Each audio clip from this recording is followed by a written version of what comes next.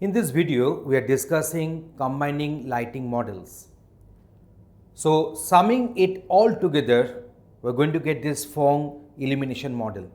So, that is the resultant intensity will be the sum of this IA, that is the intensity for ambient reflection. So, this is our Ka, that is the reflectance, ambient reflectance.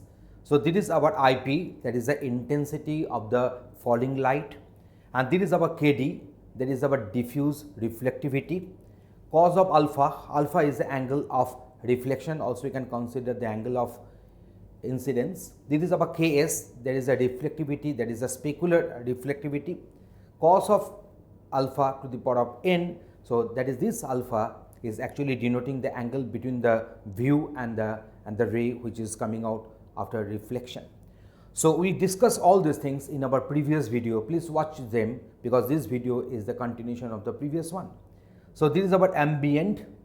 So, for the background illumination, we are getting this color, diffuse, we are getting this direction, and in case of specular, we are getting some highlights. So, whenever we are going on adding all of them, so it is giving us color, it is giving us the direction. You see the direction, that means the rays are coming from this direction. So, this part is illuminated and the back side is not illuminated. Here we are getting the specular, here we are getting the highlights. So, ultimately there is the resultant view.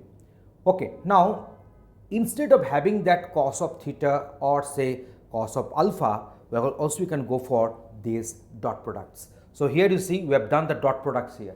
So, use dot product of the vector instead of calculating the angles alpha and theta and alpha.